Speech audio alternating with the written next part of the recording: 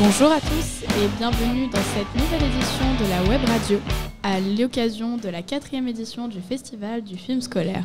Mais qu'est-ce que c'est exactement le Festival du film scolaire ? C'est un festival organisé par Sylvain Lescos et toute son équipe.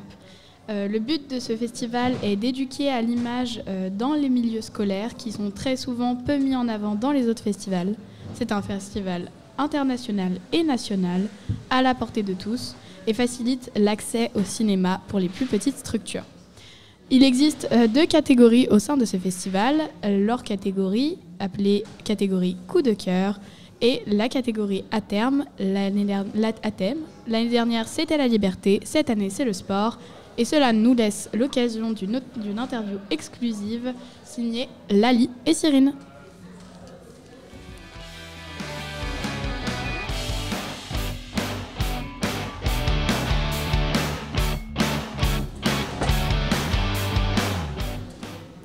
Bonjour Nelson Montfort, merci. Bonjour à vous tous, à vous toutes, à vous tous. Merci de nous accorder votre temps. Alors, on va aujourd'hui vous interviewer, vous poser quelques questions si ça vous va. Mais d'abord, je vais me permettre de vous représenter pour ceux qui ne vous connaîtraient peut-être pas. Donc, vous êtes un animateur journaliste sportif. Vous avez notamment énormément commenté pour le patinage ou encore le tennis. Et vous interviewez beaucoup les sportifs sur leurs ressentis, etc. Mais vous n'êtes pas seulement journaliste sportif, vous avez aussi joué dans des films comme La Grande Boucle, qui a été réalisé par Laurent Tuel. Du coup, je me permets de vous poser une première question. Quel est votre rapport au cinéma ? Ah bien, mon rapport au cinéma est très très fort et je suis d'autant plus heureux de le dire ici, qui est véritablement l'antre du cinéma français et même mondial. Depuis le plus jeune âge, j'ai toujours été fasciné par le cinéma américain au départ et puis après par le cinéma d'auteur français. Par les musiques de films également qui continuent à me fasciner. Donc voilà, j'ai un rapport très fort, je dirais très fusionnel avec le cinéma. Pourquoi est-ce que vous avez décidé de venir à ce festival du film scolaire ? Eh bien, pour 2 raisons. La première, c'est que je trouve que, effectivement, je vous disais il y a 2 minutes que nous sommes dans l'antre du cinéma et je pense que la passion du cinéma peut commencer très tôt. J'imagine que vous en êtes l'incarnation, sinon vous ne seriez pas ici. Donc c'est un point commun entre nous. Et puis la deuxième raison, c'est que donc Sylvain Lescos est très persuasif. Et en plus, le contact avait été pris peut-être depuis le mois de janvier, je ne sais pas, enfin en début d'année. Et il se trouve que son cousin Germain est un ancien champion français de patinage de vitesse que j'avais eu à mon micro lors de différents championnats et Jeux Olympiques. Donc voilà, ça a fait une sorte de double lien qui fait que je suis ici aujourd'hui. D'accord, c'est très intéressant. Alors nous, du coup, comme vous l'avez dit, on est passionnés de cinéma et tous ceux qui sont présents à ce festival aussi. Et du coup, on a voulu leur donner la parole, alors on va les écouter. Est-ce que c'est important de représenter le sport dans le cinéma aujourd'hui, puisque c'est le thème principal cette année du festival ? Oui, je pense que c'est très important parce que le sport, ça permet de transmettre des valeurs très importantes qui se perdent en ce moment. Solidarité, entraide, détermination. Donc oui, je pense que c'est très très important. Alors oui, carrément, je pense que c'est carrément important de représenter le sport dans le cinéma. Parce que moi, je vois beaucoup de films, mais il n'y a pas beaucoup de films que j'ai vus qui parlent de sport. Mais à chaque fois que j'en vois un, ça me motive toujours à faire des trucs, à aller courir, à faire du sport. Et du coup, pour rebondir, est-ce que vous êtes d'accord avec ce qui vient d'être dit ? Le deuxième interlocuteur, je suis tout à fait d'accord avec ce qu'il a dit. Le fait est que il n'y a pas beaucoup de films qui parlent de sport, enfin en tout cas dont le sport est le principal vecteur. Donc il y a des films où le sport peut être inclus, mais il n'y a pas... Oui, j'aurais même du mal, comme si il y a quelques films sur le sport automobile, sur la boxe, etc. Mais enfin, on va dire il y en a peut-être une dizaine, il y en a sûrement plus, mais qui ont marqué l'histoire du cinéma, il y en a assez peu. Pour des raisons en plus qui seraient intéressantes à analyser. Bon, le temps qui nous est imparti ne le permet pas, mais c'est un vrai sujet de discussion et de débat. Ça, pourquoi n'y a-t-il pas suffisamment de films qui parlent de sport ? Et donc, vous avez choisi de diffuser un documentaire intitulé 13 jours en France, réalisé par Claude Lelouch en 1968 et qui parle donc des Jeux Olympiques de 1967. Donc, pourquoi est-ce que vous avez décidé de montrer ce film à des élèves et à des passionnés jeunes du cinéma ? Alors justement, je pense que c'est plus qu'un documentaire. C'est un petit peu à mi-chemin entre un documentaire et un film de long métrage. Enfin, vous connaissez évidemment Claude Lelouch, il était tout jeune à l'époque, il n'avait à peine que 30 ans. Et c'était ses premiers pas. Et déjà, il y avait un maniement de la caméra qui était tout à fait extraordinaire.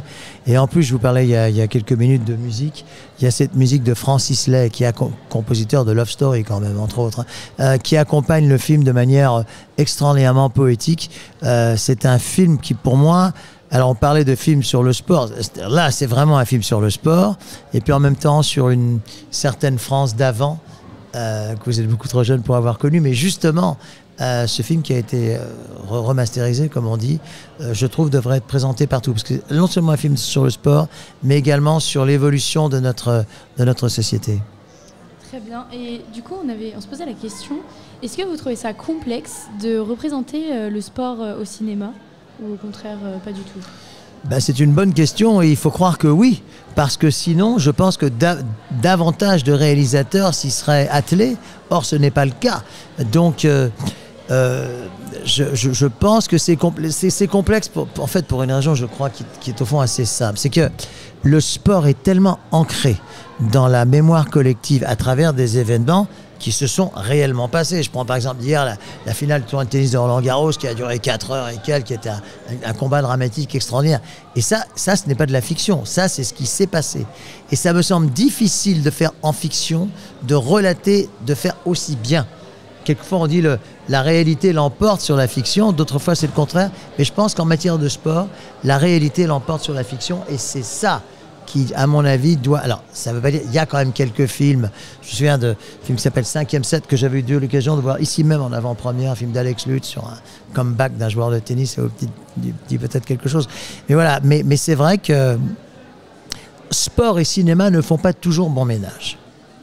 D'accord. Et dans ce cas, qu'en est-il de la littérature et du cinéma ? Parce que vous avez sorti il y a quelques jours seulement un livre intitulé Mémoire olympique, 100 jours d'émotions sportives 1924-2024. Enfin, 100 jours, 100 ans. 100 ans, pardon. 100 jours. C'est vrai que 100 jours, c'est quoi ? Pardon. Voilà, ouais. Où du coup, vous retracez l'histoire des Jeux Olympiques, si je ne m'abuse. Et du coup, vous qui avez toujours eu besoin de vous déplacer, de voyager pour assister aux Jeux Olympiques, qu'est-ce que ça vous fait de les recevoir à Paris, en France, cette année ? Eh bien, ça me fait beaucoup de bien parce que s'il faut attendre 100 ans à chaque fois pour que les Jeux reviennent en France, disons que l'attente a été longue. Donc la responsabilité est également très haute, très très haute. C'est la raison pour laquelle j'espère que tout se passera bien. Pour le moment, ces Jeux de Paris, nous parlons davantage d'enjeux de sécurité, de transport que d'enjeux sportifs. J'espère que dans les quelques semaines maintenant qui nous éloignent du 26 juillet, oui, c'est dans 1 mois et demi maintenant, je pense qu'on parlera davantage des enjeux sportifs et que ce sera une belle fête. En tout cas, en ce qui me concerne, étant sur les 2 épreuves phares des JO que sont l'athlétisme et la natation, eh bien, mon Dieu, je m'en réjouis vraiment à l'avance. Eh bien, c'est une fin d'interview. Merci à vous, Nelson Montfort. Nous accueillons maintenant donc Elian pour une chronique sportive sur l'Olympique lyonnais. Bonjour à tous. Donc moi, du coup, c'est Elian. Je suis un jeune passionné de l'Olympique lyonnais. Et aujourd'hui, on va parler de la saison catastrophique de l'Olympique lyonnais, mais qui est devenue, malgré cette catastrophe, magique.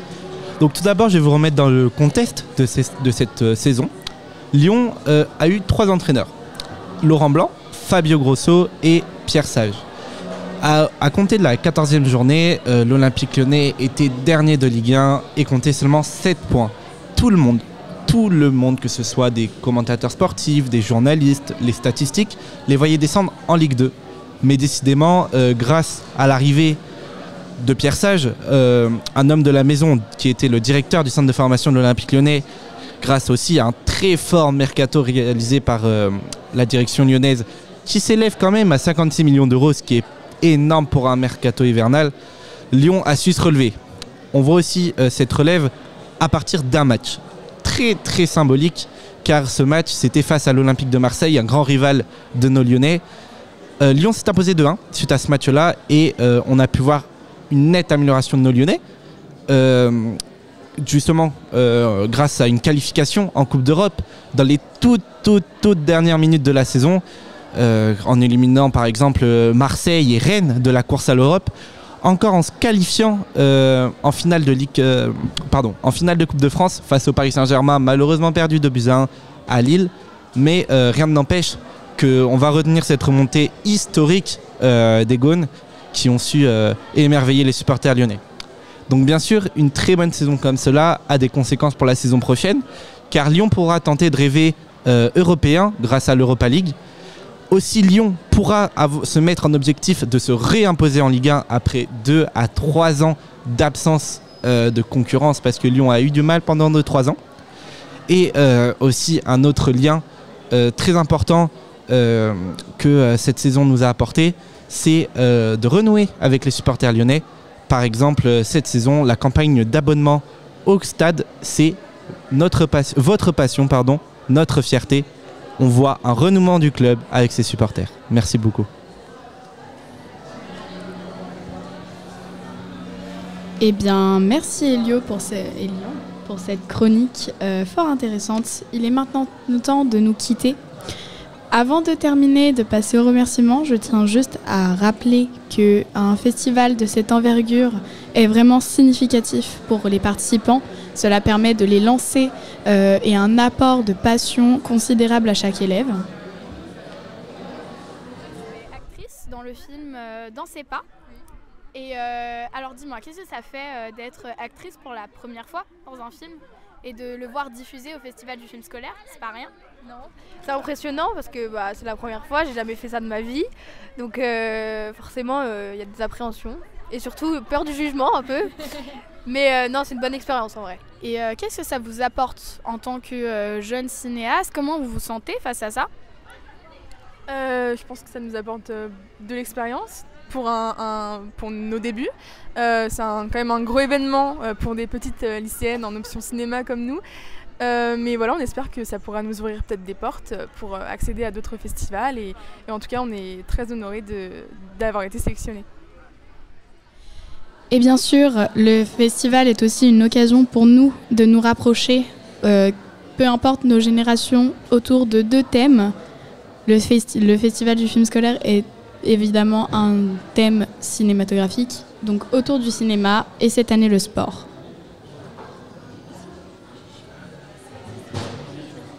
Merci. Donc pour finir, nous remercierons les organisateurs du film scolaire, donc Sylvain Lescos, ainsi que toute son équipe.